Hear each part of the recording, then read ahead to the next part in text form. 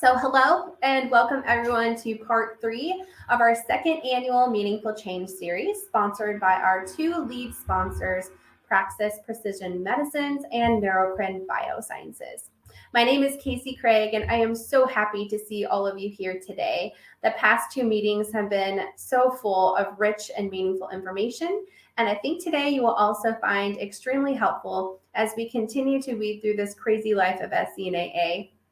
I know long-term financial planning isn't typically on the top of our to-do list, as we're usually just trying to survive the day-to-day. But I think you will find our guest today super helpful as he breaks down the key points of financial planning. We have financial advisor Michael Chiodini here today, and he's going to help us understand better what long-term financial planning looks like for families like ours. I first heard him speak at a special needs conference in 2019, and I am forever grateful for meeting him. I will let Michael share his story in just a few minutes, but I can assure you he understands our lives more than most, and he is here to help guide us with future financial planning such as life insurance, special needs trust, and ABLE accounts. So Michael, if you want to go ahead and click on the button that says share audio and visual, then as you're doing that, making your way onto screen, I'll just go over a few housekeeping items. So if you have any questions or comments during today's event, if you want to click on those to the chat box to your right, so you can comment or ask questions. I'll be keeping an eye on the chat conversation as we go through today's event. But also, if you have any technical issues, you can ask for help there. And we have Shelly on the back end that's going to help us with all of that. And then just as a friendly reminder to mark your calendars for next week as we go to part 4 of our Meaningful Change series. And we're actually going to have several of our SCNAA parents with us next week. I think we have probably about 7 of us, I think. And we're all going to chat about different home and vehicle modifications that we can do to help kind of accommodate our children. And we're going to have a lot of different kind of a wide span of people that have, more severe kids versus kids that are mobile. So I'm really excited for next week. Okay, let's see. Oh, I see Michael. Let's get him on screen. Hello. Hello.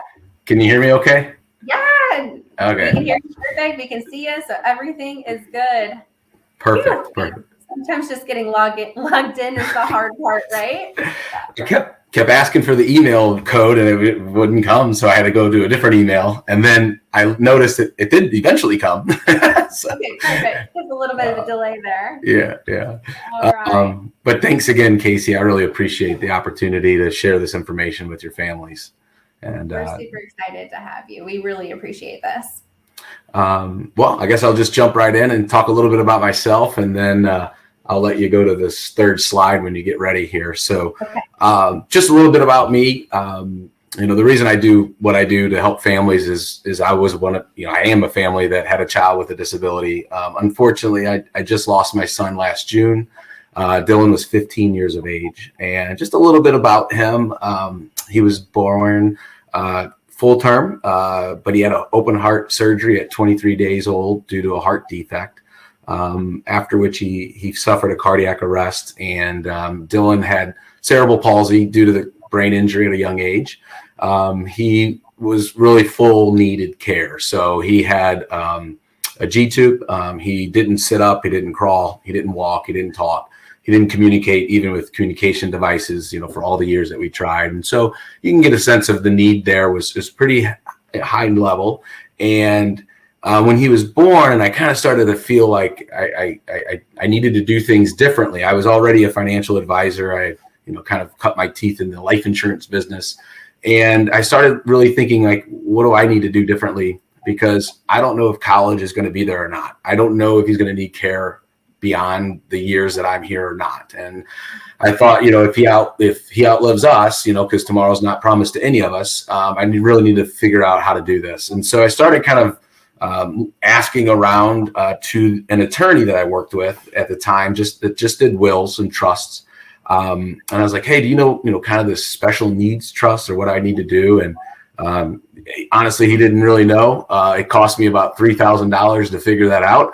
But it was a earth-shattering moment in my life where I'm like, wow, he didn't know what he was doing. So I began to kind of learn it. And so for the last 15 years, this is the work that I do. I only do about 10 workshops or seminars a year. Just kind of scaled it back with family and kids growing up. But it's really something I really enjoy doing. And so I'll just jump into a little bit about why we're here and what the important parts are, and we'll get kind of to the meat of the workshop. I would encourage any questions. So if something comes up and you don't want to forget it, just shoot it in the chat message. I'm sure that's fine. And maybe Casey keeps an eye on it for me. We'll make sure we get those addressed. So just, I guess, quickly, do you have the slides up or? Yeah, actually, I was going to have Shelly bring it up if she's able to on her side. That way I can keep an eye on the chat box as well. Because once you share your screen, everything is nothing but that presentation. So Shelly, let me know if you're having trouble bringing up his slides. I am. You are having trouble? Yeah, it's here. And of course, you're a tech person, can't get the slides out. So I think I can get on here. Let me try this. And they're up and ready to go. They're just. Yeah. Can you guys see this? Good job, Casey. We did it. Ta-da! All right. So Shelly, if you want to keep an eye on the chat box for me, and then kind of let us know if we have any questions. And then Michael, what you said, the third slide? Yep. That'd be great. Right here? Yep. I'll just start there and kind of get ready going. So, really the reason why this is important, I think, for multiple reasons, but, obviously people with disabilities are living longer. Medications, therapeutics, things that are advancing their lives. I know there were some things that we were looking into, obviously, that we thought might help Dylan. And I think that that's something that we have to all be, more thoughtful of. I think of even a client of mine, he's 62 years old and has Down syndrome, and his sister is still alive. And she kind of mentions that, they always said he'd die before me, and I don't think that's going to happen now. Right. So making certain that we're addressing those things. Healthcare costs, like it or not, they're going up. I've been in the industry, financial planning, for 23 years, and I've seen the cost of premiums. I've seen the cost of coverage and deductibles. And so, having extensive coverage that's maybe in addition to the private healthcare that we all have, and knowing a little bit of the twerks around getting employers to continue coverage past the age of 26. Actually, there's a little nuance in a lot of employer plans that says, if you have it's called continuation of coverage for a disabled dependent, and it's something that you can apply for and potentially extend that coverage as long as you're employed. Public benefits, one of the things I've learned is, they're really there to provide the basics level of care. I've heard people say to keep people alive is about as much as they're going to get. There's some, other options out there and ways to take advantage of them within the law and within the confines of the programs. But some states are different, right? Some countries and some counties are different, and so depending on where you live, those benefits may be plentiful or they may be very scarce. And so we have to look again. If it's great that there's funding, right? So let's say it's a program like Medicaid where they're going to give money, but if you can't find anyone, if you don't live in an area where you can find the right caregivers, there's alternate options and things that we talk about with families that you must, kind of prepare for as it relates to Medicaid programs, state social services, and even just as parents and guardians, being an advocate, not only while you're here, but, who's going to step into your role when you're gone, right? And who's going to be kind of that earpiece or that blowhorn to make sure that your loved ones get the care that they need. So you can move on to the next slide. So the planning. So obviously, I think the most important thing is the quality of life. We live in a country where, if you have money, you have options. And so having the ability to have some financial independence to provide for them, I think is important to quality of life. And so the key issues I think we want to address today is really understanding the role of public benefits, how to make decisions about the future, and then using the federal law to protect any assets or any monies that you've accumulated or their loved ones accumulated or that's intended to be used for them. How do we protect those from, Medicaid spend downs and other programs or social service programs that may impact that? So you can go on to the next slide. So I'll hit on a couple now. I know that there's folks from all over the place. So these are going to be specific to the United States social service infrastructure system. I know other places have other types of social structure systems. So you may find some similarities, but also probably some differences. So first off is SSI and Medicaid. So I think of those as a means tested benefit. And what that means is you have to show what your financial means are, right? Your income and your assets as far as eligibility is concerned.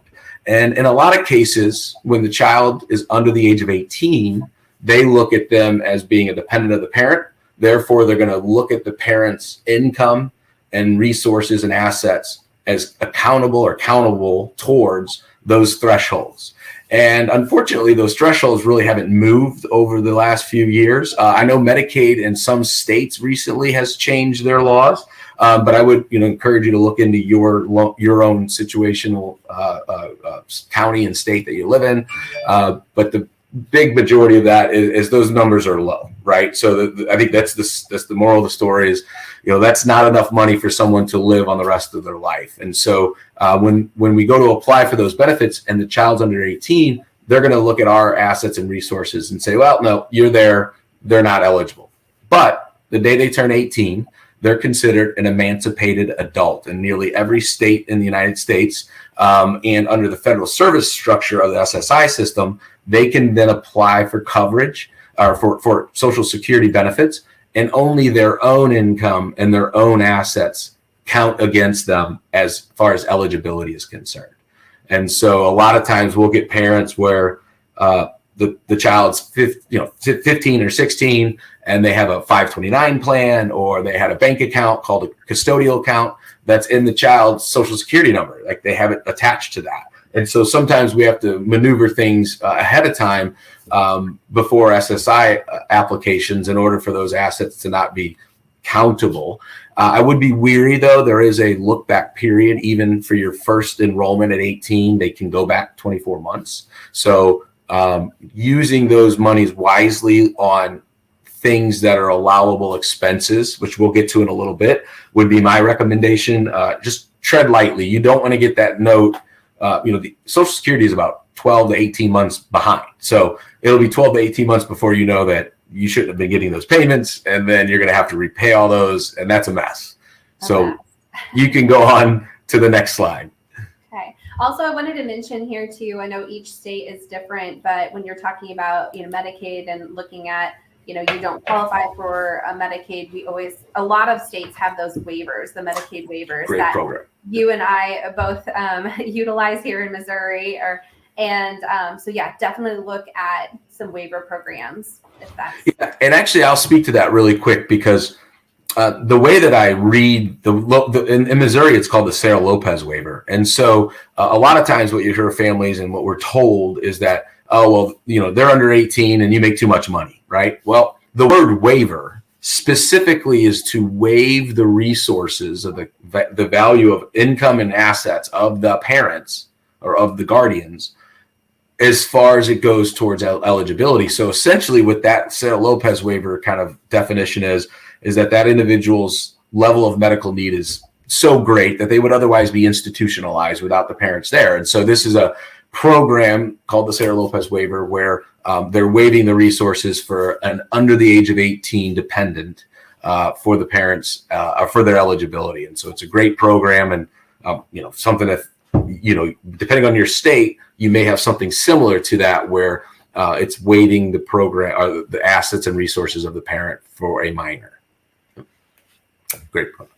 So countable resources, or what I should say, non-countable. So that situation I said where they have this money accumulated and, maybe they're 17 years old, they're going to apply for SSI. But we can't just take it out of their name and just, walk away and say, well, they're going to ask, what'd you do with it? Well, there's a few things you can do. So non-countable things such as an irrevocable prepaid burial plan.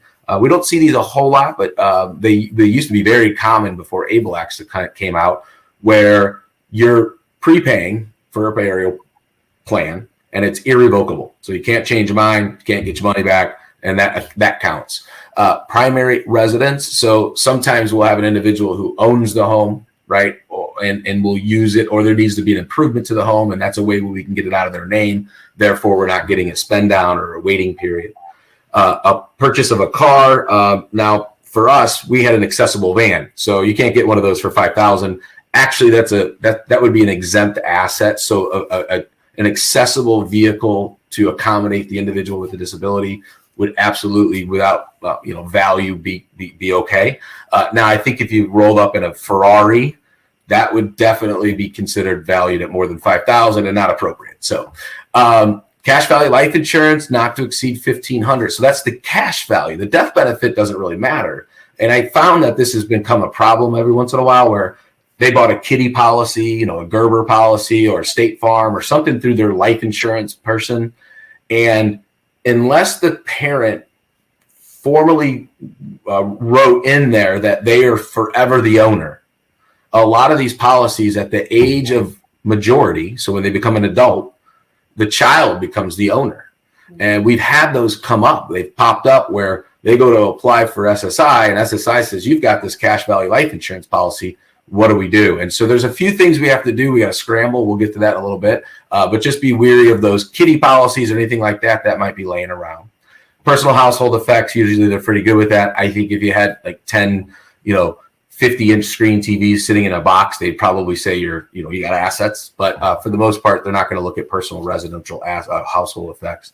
And then ABLE accounts, which we'll talk a little bit more about. But that was a pretty recent law change. ABLE is Achieving Better Life Enhancement Act. And so the idea behind it is, I guess the quickest way for me to say where's it best used is it's really best used as the person with a disability has accumulated money, whether it's through SSI, whether it's through a job, whether it's through, grandma or grandpa's $100 birthday gift. Where I don't think it's appropriate, I don't think it fits well as a great place for mom and dad and for other family members to accumulate money on behalf of the individual, because if there's ever Medicaid benefits paid out to provide for that individual, they're going to reimburse themselves. Medicaid will reimburse themselves out of that ABLE account before it goes to anybody else once the child dies, once the individual dies. So it's an important piece to know. There's a couple other nuances. The disability has to occur before the age of 25. They're looking at adjusting that. They've recently made some changes to allow 529 plans to be rolled into the ABLE accounts. So that's kind of a new thing. But they're really good. There's actually a handout, I'm sure Casey will forward that on, that I have, which kind of compares ABLE accounts to the other programs we're going to talk about here. So you can flip the next slide, would be great. So real quick on SSI again. So it's a cash grant. I think now it's up to, I think it's a little higher than this now. It may be eclipsing right around $800 a month. It's specifically supposed to be used for food and shelter. And I'll quickly give you this idea or just nugget. So when you go to apply for SSI, they're going to ask where do they live and what do they pay? And, looking at what an average person would need to eat. And so if you, as the parent, provides for a person over the age of 18, if you provide housing and don't charge them rent, if you don't charge them, cost of any kind of living expenses for the most part, they're going to say that you're supporting them at what's called an in-kind support, whether it's food or whether it's shelter. If you do that, then they will reduce that $771 by 1/3. It's called the rule of 1/3. So we usually tell families, you really should maximize those benefits. And the way best to do that is when they turn 18, you should go into that office with an expenditure of some sort, right? So the water bill, the electric bill, the property taxes, the homeowner's insurance. You can't include the mortgage because that's actually an asset that you own. But you could include household expenses. And I'll kind of cut to the chase. The number needs to be somewhere around $400 to $450 a month. I've been doing it long enough to know that if you come in too low and say it's $200 or $250, they're going to say nobody could live at that level and you're providing support. If you come in and say it's $700 a month, they're going to say no way that they can live on $71 a month. So you're supporting them with food. So that number should come in right around there. So just kind of go through and figure that out and maximize those benefits. I think it's money left on the table. And when we're doing financial planning, an extra $200 to $300 a month is huge, and it can be a big piece to the future planning that we need to put in place to make sure that, our loved ones are financially set with no problems. So you can skip to the next one. So Medicaid. So, everybody thinks, I think a lot about Medicaid is health insurance, which it absolutely is. It's comprehensive health insurance. It typically is not going to look at coverage for like a standalone specialist, maybe. A lot of times we find that there's not great coverage for dental or vision. But the most important piece, I feel like, when most of my planning is needed, is whether or not that attendant services, those day programs, those rehab facilities, adult care, are those going to be a component, whether you're here as a parent or not? Are they going to be needed? And if the answer is maybe, then it's really incumbent upon us to put this planning in place, because Medicaid is the entry door to so many services that support individuals with disabilities, especially in their adult ages. And so we look to this and say, to me, the attendant services being a major component of those Medicaid benefits, and having access to that is critically important.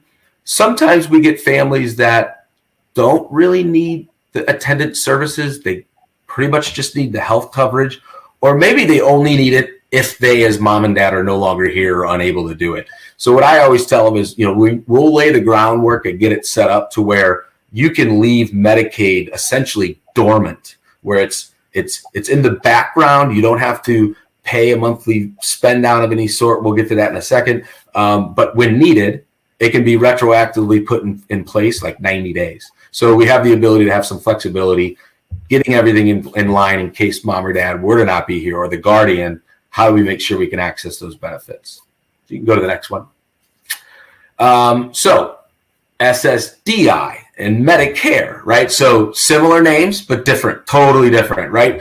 These are entitlements that we all get as working citizens. After so many months of participation in the workforce, we become eligible for Social Security disability. So I always use the example, if Bill Gates became disabled tomorrow, he would get a Social Security disability check, right? If he's under the age of 65. Medicare is the other one, where it kicks in usually at the age of 65 or 25 months after SSDI benefits. I actually have that wrong there. It's at 25 months after, after SSDI benefits begin. So I'll give you a quick example. Under the age of 18, they turn 18, we file for SSI. Mom and dad are in their 50s, and on we go. And fast forward, dad becomes disabled. The disabled dependent would flip from SSI to SSDI 25 months after that date. They would then also be eligible for Medicare benefits. So sometimes mom or dad will retire and have this 25-month window of, we're going to lose health insurance for our child. What do we do? And there are things that we can do, like COBRA, but a lot of times we're looking at maybe a private health insurance plan, or sometimes Medicaid in and of itself covers everything, and we just let it take over. So everybody's situation is a little bit different, but both of these benefits are not impacted by income or assets. So sometimes I'll get families where they are on SSI, they flip over to SSDI, and assets are no longer an issue, and so we don't have to be as on top of, if you would, month to month accumulated balances. One little nugget to know is Medicaid and SSI, they actually use a software where they ping all bank accounts with Social Security numbers attached to Medicaid recipients and Social Security SSI recipients, so they'll see if you have a money in the bank account at the end of the month, right? So we encourage families always to stay under the SSI limit of $2,000 at the end of the month, so that you don't force yourself into a situation where they can go back and say, oh, wait, in the month of August, you were exceeded and you shouldn't have got these payments. And remember, they're always behind. So you won't know this happened for many, many, many months down the road. And we've actually had a situation like that in our own family where I think it was $8,000 of back payments And so, he didn't have it. We told him they could take $50 for the rest of his life, is essentially the way to get paid back. If any questions, we'll go on to the next slide there. Now, SSDI, is that for anyone under the age, like at any age, or do they have to be over 18? Oh, that's a great question. So rarely do I see it, but they actually fall under a different Social Security tab. When they're under 18, it's a survivor benefit pool, right? And so being a disabled parent or a deceased parent, they get that pool out of, it's two different kind of pots over there. The SSDI is really someone over the age of 18 that either A, they have enough work hours, credits through Social Security to qualify for disability insurance, right? I think it's 40 work credits. Or B, they're what's called a disabled adult child, meaning they've been disabled prior to the age of 22, and they're tied to their parents' work history at that point. And only when the parent dies, becomes disabled, or files for their own retirement would the child then switch from SSI to SSDI. Gotcha. Great question, too, and thanks for letting me point that out. All right. Right. So comprehensive planning, I do believe it's a team because, you have to have an attorney. I'm not an attorney. I'm a financial advisor. You have to have an attorney that drafts the legal framework, but it has to kind of fit your financial plan. And my belief, and I'll give you an example. If we didn't want to have Dylan residing in our own home after our death, Ponybird is an organization near us that would have been Medicaid covered. They would have paid everything, but he would have been, in a room with 12 other people, and it's almost like a nursing home, right? And it's not what we wanted. And so, from a financial perspective, the amount needed then to leave him in our own home, even if Medicaid's covering a lot of stuff, is much larger. Let's just use that word. And so I believe, having that plan in place makes sense, providing a professional caregiver to develop a plan. So sometimes we'll have families where, they're really trying to think this thing through. They're getting towards maybe the end of their own life, and they're like, okay, we need a place for Joe to live, and we need to know he's going to be okay. We want to evaluate it, and here are the people that we want in place. And so sometimes we'll hire someone like an advocate to kind of walk them through that and making certain that they're putting all the pieces with the local programs that they have, public benefits, et cetera, that they're getting the best out of it as they can. And then of course, developing a plan for funding the lifetime care. That's a big thing for me. I look at it and say, everybody's situation is different, but having some assets there to provide a cushion is going to be extremely important, especially if it's a loved one who maybe can't just go out and make more money or go buy an investment property and flip it. This is lifetime retirement. Is what I'm thinking, and how do we plan for that? So you can go on to the next slide. Let's see. So what parents should do. We're going to talk about each of these really quick, but creating a letter of intent, calculating the future needs of their financial loved one, completing your own estate plan. A lot of times folks are focused on a special needs trust for their loved one.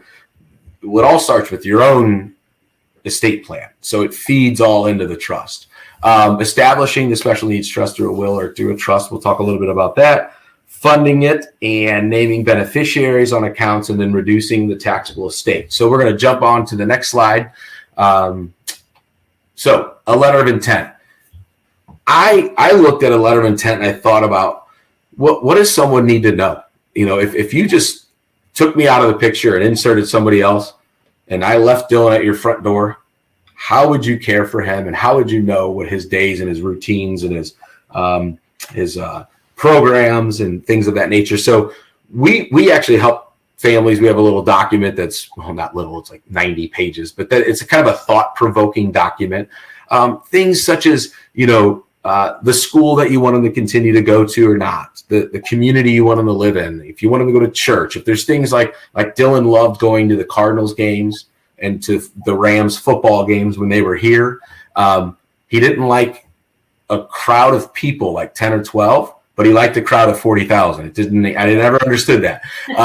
But, other people may not know those things, and I think about everything into your hopes, your dreams, your aspirations, everything you can think about from their daily living and support needs. So actually we ended up videotaping kind of a day in his life and just, how do you get him in and out of a stander?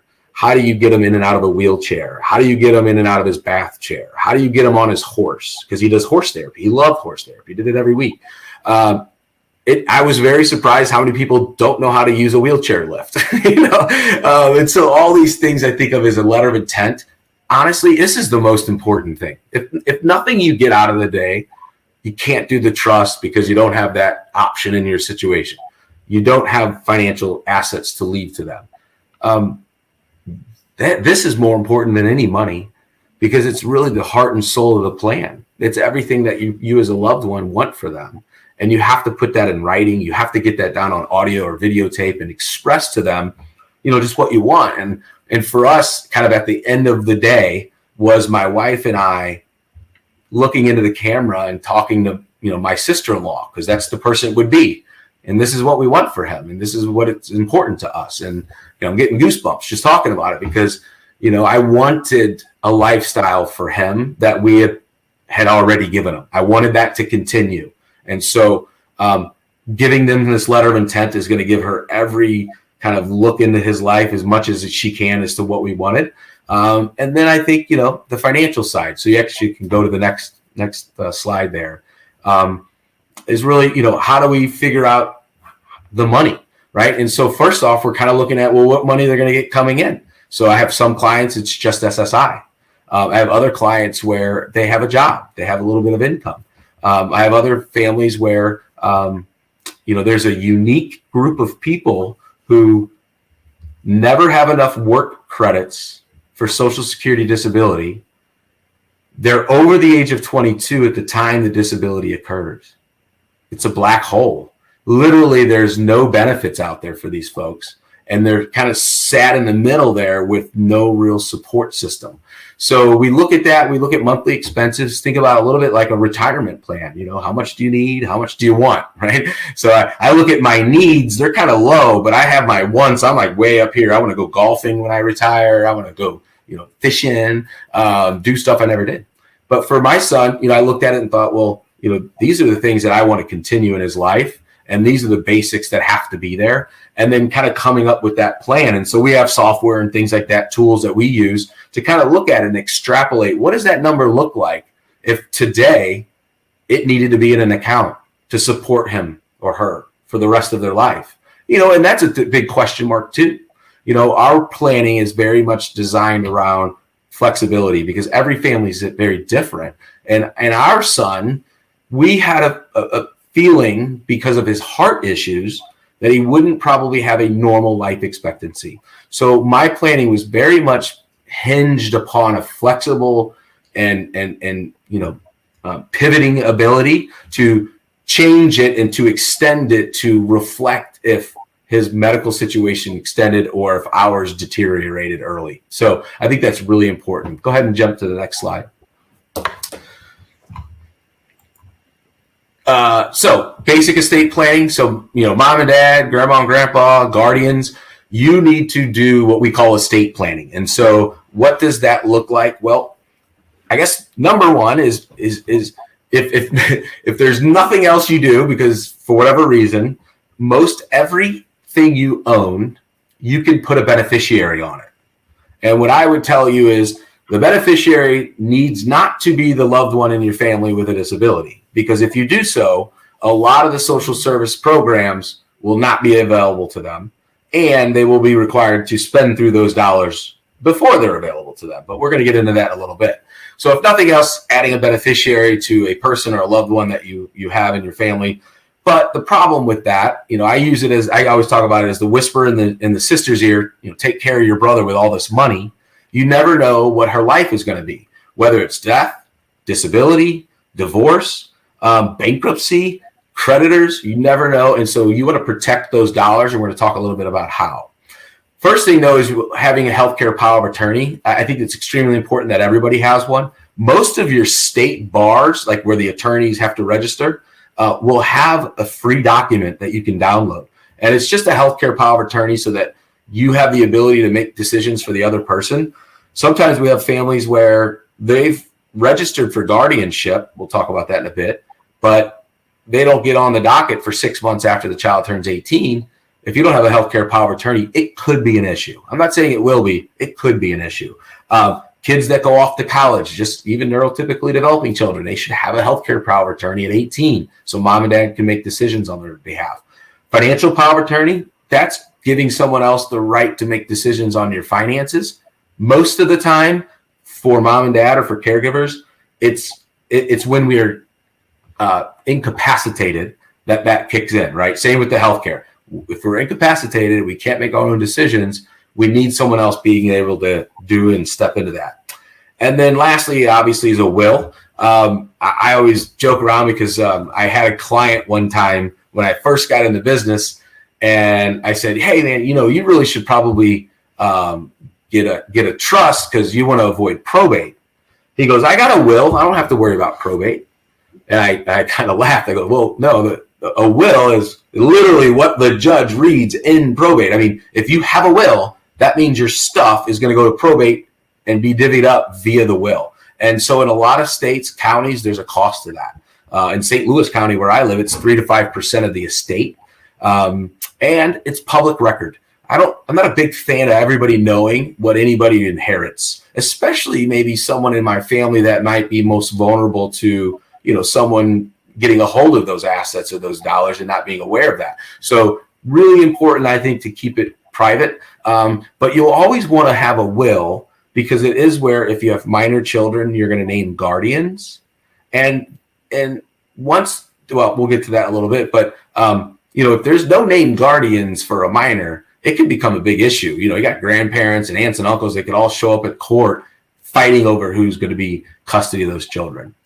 And then lastly, just at the top there, naming an executor or personal representative. So this is the person that you've tapped on the shoulder to say, "Hey, I trust that, you'll see this through." It's not a very fun job, though. I have to tell you, you're kind of just told by the court what to do.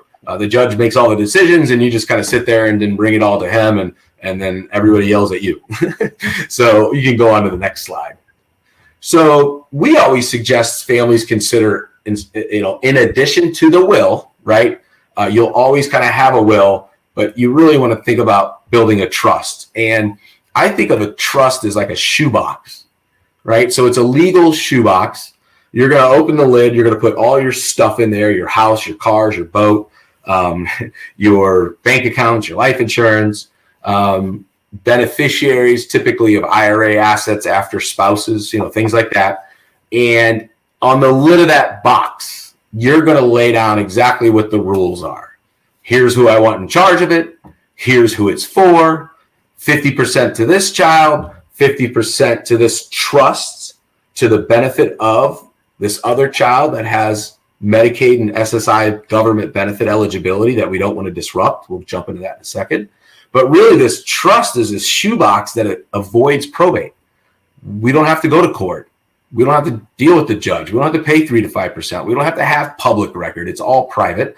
The only people allowed to see, in a sense, the contents of the trust are the beneficiaries of the trust. That's a law. By the way, if you've ever found out that you're the beneficiary of a trust, you are legally you're in an illegal position to request an annual accounting of the assets. And that doesn't mean an email that tells them how much money's there. I mean a statement that you can see that shows what's there. And so in that trust, you're kind of creating your own wishes. You can decide really anything you can put in words, you can kind of have control of. Now, in the world of a trust, you have to have a trustee. And when you're alive, a lot of times we are the trustees. So we trust ourselves. We're in charge of it. We can put our stuff in the box, take it out of the box. We can change the box. But when we die, we have to have named a future trustee. And the root of the word, someone you trust, to kind of oversee that. And that can be an individual. That can be multiple people.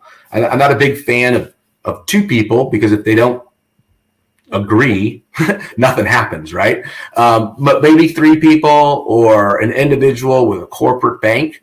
And I'm not going to poo-poo on banks. I don't want to make it sound like that, but it's a business, right? So they make money.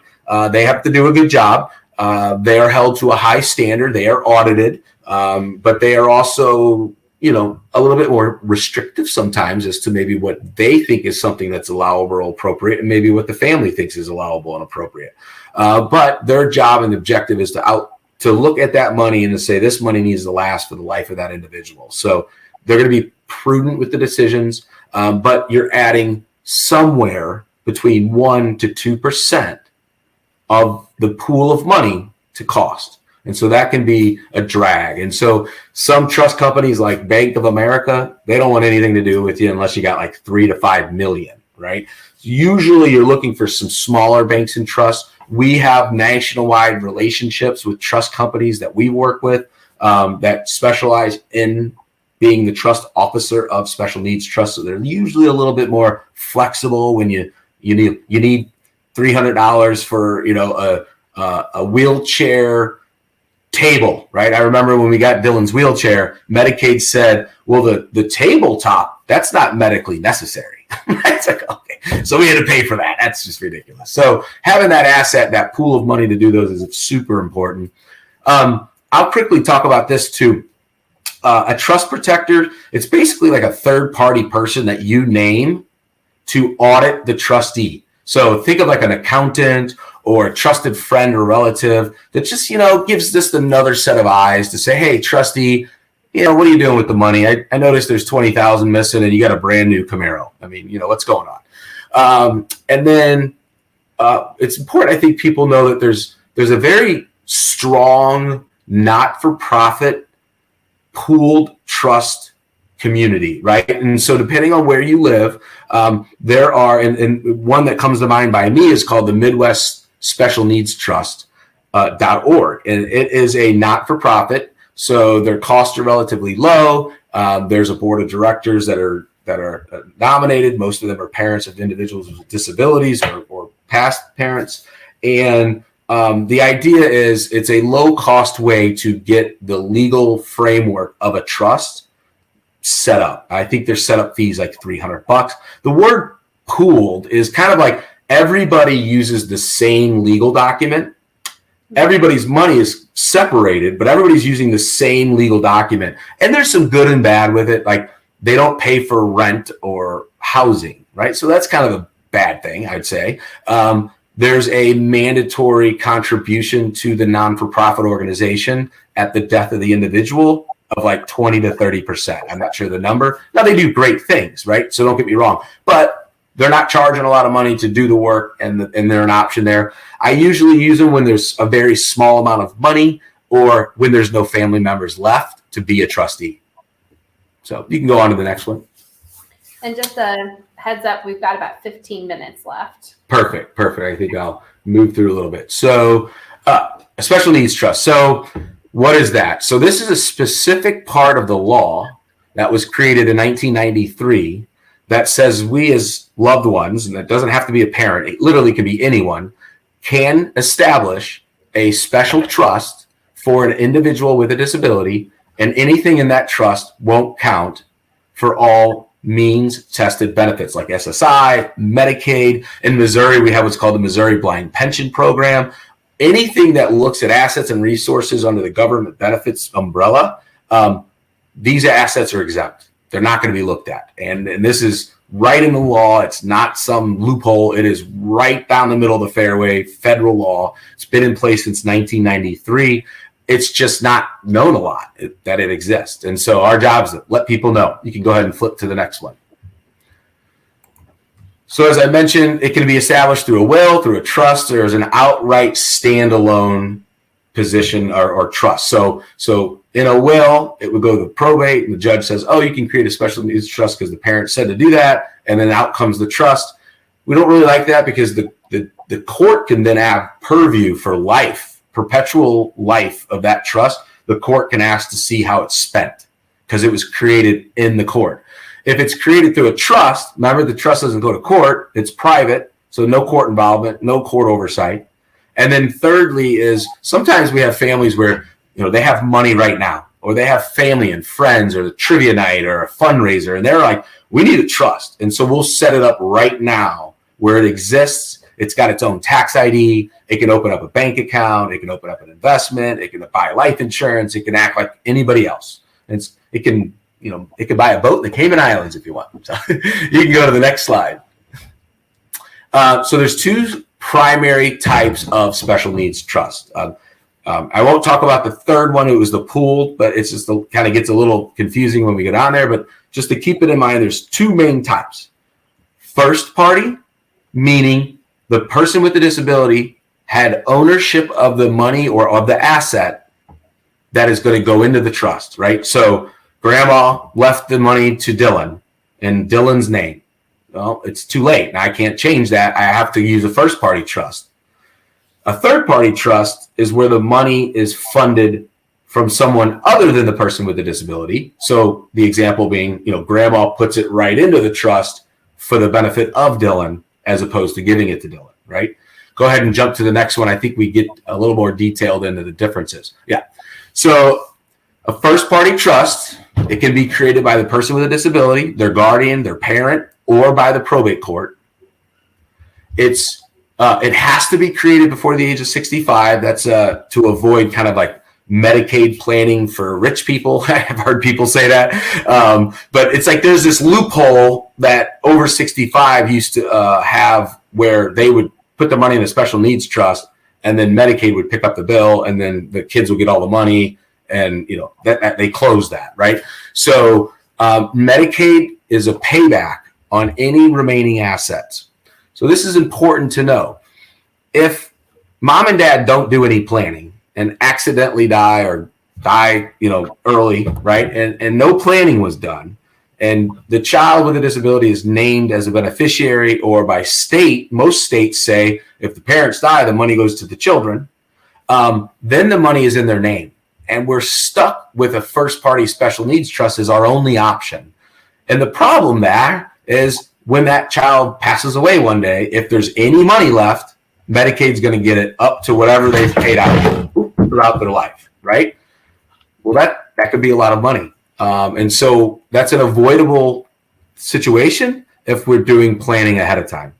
Now, in some cases, we don't have an option. For example, a Medicaid malpractice situation or property damage or like a car accident, all those situations, those are awarded to the person with a disability. That is their asset. That is their money. Now, a lot of times we get out ahead of those court cases because we want the judge's approval to have those monies paid into a special needs trust, a Medicaid special. It's called a D4A trust. And so it's a pretty important position that if anyone's ever in, that you're kind of out ahead of that. Sometimes the malpractice attorneys, they don't even know. They don't even know that you could do that, right? Just keep there. And so it's not really an ideal planning tool. It's more of a reactionary tool, right? This is usually we're reacting to a situation where money has been given to the individual with the disability. First party trust, you can use pooled trust companies like the nonprofits. You can hire a corporate one. Rarely do you see the individual like a family member. And the reason is Medicaid's a beneficiary, right? So they want to make sure everything is up to snuff. And if someone messes up on a distribution, they could forfeit Medicaid benefits. Go on to the next slide would be great. So a third party special needs trust. This is really where everyone in this room, in this call should be thinking and where their head should be. Proactively planning, getting out ahead of anything happening, getting with an attorney to set up and create a third party special needs trust. There's no limit to the number of trusts for a person. So like my in-laws had one for Dylan. My mom and dad had one for Dylan. My wife and I had one for Dylan. There's no Medicaid payback on any remaining assets. So when Dylan passes away or when Dylan passed away, I didn't have to send Medicaid any money out of the trust that we created. That money just went back to my wife and It's an ideal planning tool for families. Absolutely. I think everyone should have it in their plan somewhere, will, trust, or standalone. And a trustee can be a pooled nonprofit. It could be a corporation, but often we see it's an individual family member with the corporation or with the pooled trustee. So rarely do we recommend you say, oh, we're just going to name Bank of America and no family members or nobody else. We really just like someone that maybe has a heart for your loved one that has another set of eyes over what's going on. So you can go ahead and flip the chart. So funding the special needs trust. So pretty easy. I mean, anything that you could buy, the trust could buy, right? So cash or CDs and stocks and bonds, personal property, real estate, life insurance, business interest. I mean, we had a family-owned business. There was 3 children, and the dad's like, well, I still want my son to get his third of the business. So that's fine. The third of his business shares is owned by the special needs trust. There's nothing wrong with that. So it's a pretty unique thing. You can go to the next slide. I think we see the most used resource is life insurance. And I just makes sense because a lot of us are young, right? And so if something happens while parents are young, it's going to fund it. A lot of times we're looking at trying to create 2 retirement plans, one for mom and dad, one for the child. And it's a daunting task. I mean, 85% of individuals don't save enough money for their own retirement, much less trying to save for next generation's retirement. And so life insurance tends to be a pretty good tool. Everybody's needs, everybody's situation is different, but just a couple highlights. It's income tax free. It immediately pays out. I mean, literally death claims are paid within 5 days. It's always, well, if it's done right, it's received outside of probate, right? So as long as we're naming beneficiaries. And there's a unique type called joint and survivorship, which it actually is a kind of a low cost way to buy life insurance where it insures 2 people together on one policy, and it only pays when they both die. So it's really intended as a tool, as a legacy tool, when maybe mom and dad are looking at it and saying, I don't know if we're going to have enough money for each other. Maybe we should take a little bit of our income in retirement, buy one of these things, and make sure there's enough money to fill the trust up. You can go on to the next slide. I know this is when the light bulb went off for me when I heard you speak, and it was like, okay, this is a way that I can start funding that, because we weren't in the position to just put a lump sum of cash or anything in a special needs trust. So for us, it was getting the life insurance that we could start putting in there first. Yeah, no, that's I'd say 95% of the time how people start. I'll tell a quick little story. So my father-in-law had come to me, and I'm the financial planner for like my whole family. Everybody comes to me. So he says, I want to set up a 529 plan and start putting like $100 a month for each of the grandkids. But what do we do for Dylan? Because it's likely he'll not go to college. We don't want to mess up benefits. And I said, well, you know what? I got a great idea. I'm going to set up a special needs trust for him, and then you can put the money in there. So I went ahead and drafted my own trust, my wife and I. The trust was created. We're the trustees. And I went back to the meeting and I said, here you go. Here's where you could put your money.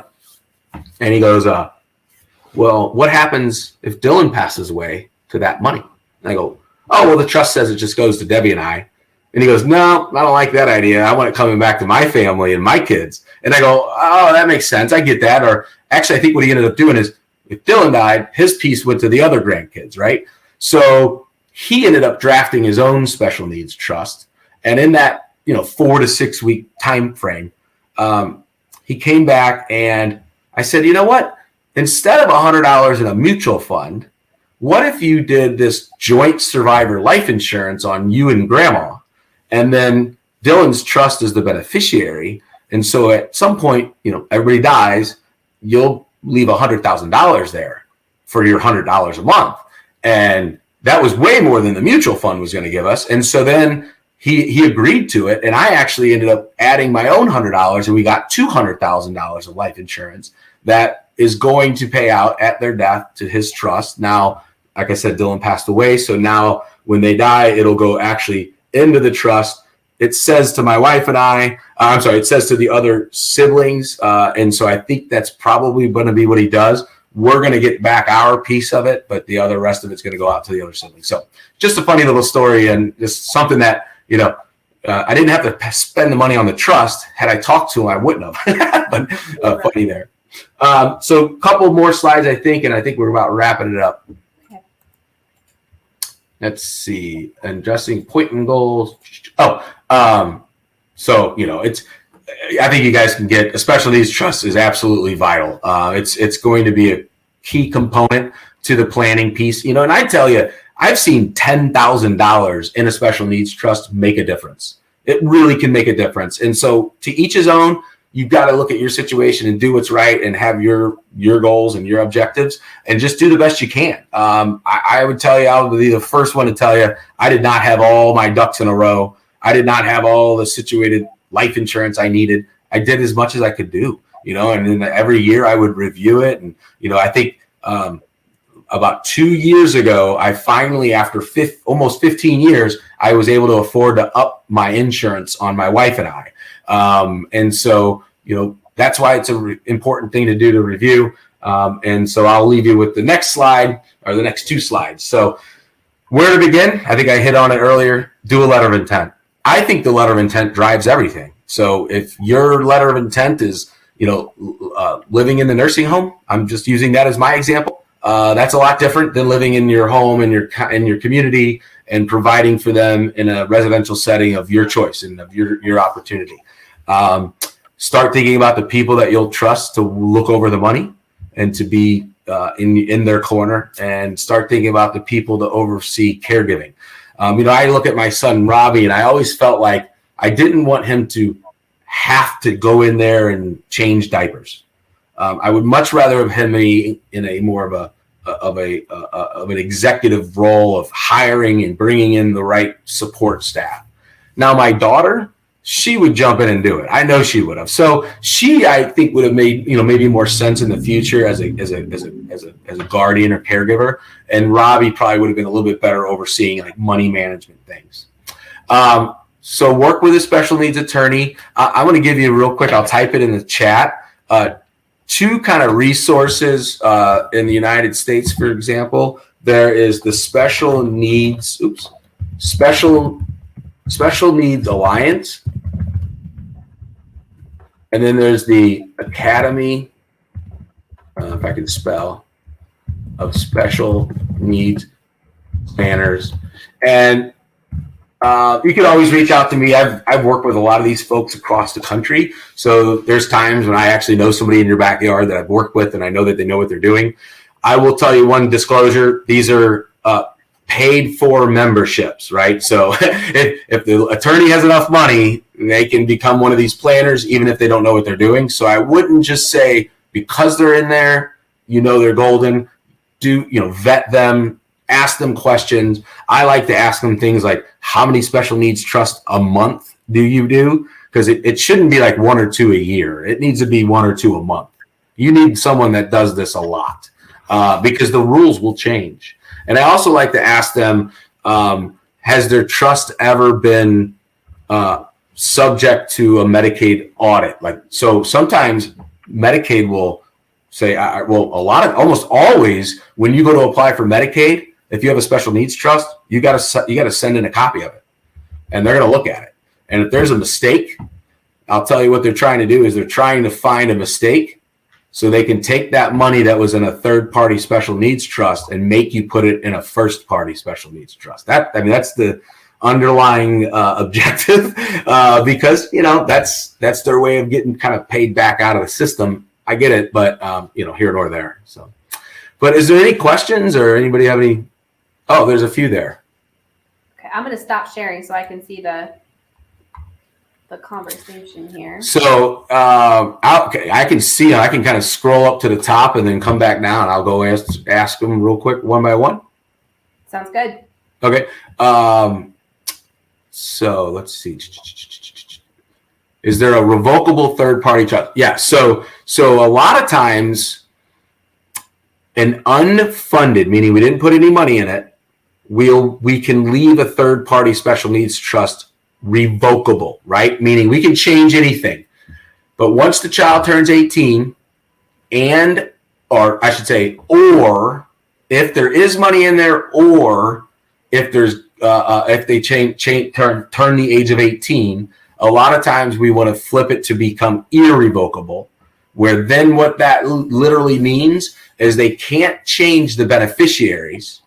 A lot of different state rules apply. So in Missouri, you could still change trustees, but each state's going to be a little bit different. So to kind of say that again, yes, a third-party special needs trust can be revocable, meaning you can change all the terms of it, but usually it becomes irrevocable once it is funded with money, once there's money in it. When can funds be taken out of a trust for a special needs person? That's a great question. There's really no date or age requirement. It's about what it's spent on. So one of the things that we give out is a special needs planning guide. Actually, I think I gave one to Casey. I think that was an attachment. But if you look at a special needs trust administration guide, if you even just Google it, there's a few of them out there on the Special Needs Alliance websites. And it's more about what it can be used for. And so to really quickly answer it, it's very easy to say. It can be used for nearly everything for the person with the disability, nothing that doesn't benefit them, right? You can't give gifts out of it, but you can pay for everything that they need. So if he wants to go on Disney cruise, if he wants to get on an airplane, if he needs a mask, if he needs a stander, if he needs personal care, a nurse, the service the way that the special needs trust language is laid out is a little vague, but what it kind of says is, you have to go to Medicaid and apply and ask for services and utilize those services, and then you can supplement them with the trust, right? So, for example, I paid all my caregivers through the Medicaid waiver, not through the trust, because I never exhausted the hours, and I couldn't use the trust unless I exhausted the hours. You get what I'm saying? But in the example of the wheelchair, where they won't pay for the tray, the trust can pay for the tray. Right, so it benefits Dylan. So anything that benefits him on a third-party trust is way broad. First-party trust has a sole benefit clause, which is a little bit more restrictive. And I'll give you a quick example of the difference. Under a third-party trust, it can pay for a caregiver to attend or go with the individual with a disability for, let's say it's a trip or whatever. Right, a first-party trust cannot. It cannot pay for that caregiver's travel expenses, right? So it can only sole benefit the individual. Let's see, can you transfer a 529 from one child to another to avoid? Yes, that is exactly true. So a lot of times we'll do that. We'll have two 529 plans, one for each kid. One child with a disability is likely not going to use it, but it's going to count against them possibly. Will for SSI, Medicaid usually looks over it, but typically you just want to transfer that out so there's no question, and just put it in the ownership of the other child. And then you can always come back and deal with that later, whether it be, taking money from one pocket, replenishing it, whether it be going back into the 529 and then immediately out to the ABLE account by the end of the month so that it doesn't show up. There's a few things you could do there. So Lara said in California, it's a DDS waiver. That's probably a developmental disability support waiver, right? So that's good. So if you're in California, look into those. In any state that you're in, I definitely would be asking and not just asking your caseworker, because unfortunately, they turn over a lot and they don't even know what they don't know. And so I actually taught my caseworker how to get the Sarah Lopez waiver. And then she got like 4 other families that were clients of mine, happened to be. And then she walked around acting like she did everything. I'm like, okay, it's fine. I mean, that's cool. But the reality is, do your own due diligence. Don't take no for an answer. Dive into your state's benefits, and you know what?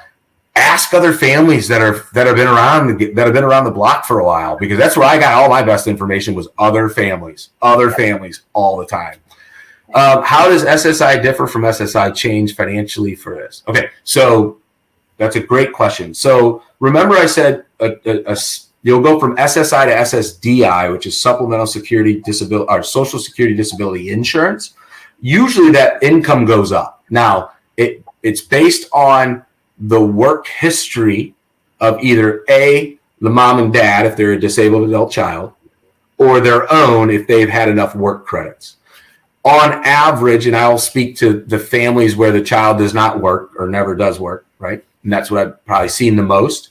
Usually it jumps to about $1,000 to $1,100 once the parent becomes Social Security eligible themselves, right? So you're going along at $750 a month, and all of a sudden mom files for Social Security benefits, and the kid jumps to $1,100 a month. And be careful now, because in some states, if you exceed a certain amount of income, you have a Medicaid spend down, and so you might have to pay back Medicaid in order to stay on Medicaid. That's very confusing. I don't want to use today. There's a whole nother workshop on benefits, but that's something to keep in mind. How can siblings be involved in financial planning in case they have to take over? Great question. I highly recommend involving the siblings as soon as possible. Especially if they're good kids and they're going to look out for them, and kind of gauge where they see themselves fitting in, because they may not want to do changing of diapers. They may not want to manage the money because they don't like that stuff, or they're not really good with numbers. I don't know. But usually what we see is them as trustees, co-trustees, trust protectors, guardians sometimes. And I'm trying to think what else. I just think that there is a sibling effect of having a loved one in the family with a disability. And so there's kind of this, you want to make them feel like everybody was kind of treated fair, but not necessarily have to be equal, right? And so I always used to say, Dylan's going to get 50% of the money and the other two will get 25 each, because we're going to put them through school. They're going to get a job. They're going to get married. They're going to have a life. This kid needs it, right? And I'm also a sibling of a person with a disability. And I could tell you the hardest thing that I would have to ever probably do would be to get a call from my brother that he needs me to help him financially. And then I have to explain it to my wife. I have to call my other brother and talk to him. And maybe I can and he can't, or maybe he can and I can't, or maybe my wife, we're not in a position to do it. And so I look at that and I think, hey, Mom, and I remember telling my parents, look, leave more to him. Leave more to him, because it's going to keep our family a little bit more tight if we're not having to financially support him. We're going to have to do some things already, but I don't want to have to put myself and my other brother in that position. I didn't want to be selfish in saying that, but I think it's something to think about, right? To really think about the two bad planning scenarios I see, where they leave everything to their typically developing child and say, hey, take care of your brother. It's all in the special needs trust for him. You didn't get anything, right? And then, but you get it when he dies. Oh, well, that's going to put her in we're going to just spend it all. No, she ain't going to spend anything, right? So you can see the dynamics between doing that. And so I think, spreading assets out somewhat fairly, but not necessarily equally, is a smart thing to do. And then building in some responsibilities so that they don't feel left out. We have one family where the one child that's kind of, I think was going to be left out. He didn't go to college. He's a blue collar guy. He makes good living. He works hard. He doesn't really, his wife takes care of the checkbook. He doesn't really deal with that stuff. He's just a working guy. And I felt like nobody was going to ask for Jack's opinion on anything. Like, he wasn't named a beneficiary. I mean, he wasn't named a trustee. He wasn't named a guardian. And so, I kind of piped up. I was like, hey, man, you're going to have one of your siblings here thinking like, hey, how come everybody's got a role to play except for me? And so you need to even create something where he feels involved. And so the trust protector was the great thought, because everybody's like, well, everybody trusts Jack. And everybody knows he's a good guy and he's going to pull, he's going to lose his shirt off his back for you. Maybe that's a good role where he can just be like, hey, what's everybody doing with the money? Oh, okay, sounds good, or not. So, so there was a question about asking, is a trust a bank account? No. So a trust is a legal paper document that you can then go to the IRS and ask for a tax ID, which then allows you to open up a bank account in the name of the trust, right? And then once you have a tax ID, you can name it as a beneficiary. You can open stuff with it. You can have it own anything. So it can own a car, it can own a boat, it can own anything with a title, like a bank account or an investment account. It can be taxed, that money. Yeah, so most of the time, the trust, the way that it works is it's a flow through. So it's owned by the trust, so therefore it's not counted as a resource. But any taxes that are that are spun out of it just flow onto the tax return of the individual with the disability, and then it's not countable income. It's just a taxable income that's taxed at their rate. There are some trusts that have a trust tax rate. And I don't want to confuse you, but it's about how the trust is created and the language of it and whether it's a third party versus a first party. So I don't want to confuse you today, but most of the time it's a flow through of taxation. Okay. I don't mind sharing the copies of my slideshow. So I ask that you don't give it out to other financial guys because, it is my thoughts and my creation. And so I'm not really going to go steal State Farm stuff, but I don't want anybody handing it over to them. So sure. And we have those handouts you gave to me as well. So we planned on giving those to the families. And then this has actually been recorded as well. So then that way, okay. I don't know about you guys, this is even my second time of hearing this and my head's still kind of spinning of the things I need to do. So we can go back and the families can re-watch this and make more notes. So, yeah, I'll just kind of end on two things because I know we're over. So the special needs planning guide will, I think, help address the last question. Can you please include steps on how to get a trust? But I'll also give you a couple hints, right? Well, the Academy of Special Needs Planners website, the Special Needs Alliance website, those are two good websites to find an attorney.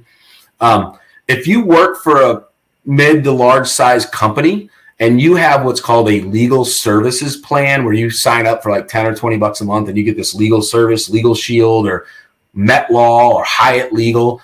Sometimes they have wills and trusts as a benefit. And so be careful, again, because not every attorney that does estate planning knows how to do special needs trusts. So you still need to vet them. But it's possible. And I know like in my area, I've been able to find a couple of attorneys that are in those programs. And so families can get that legal work done.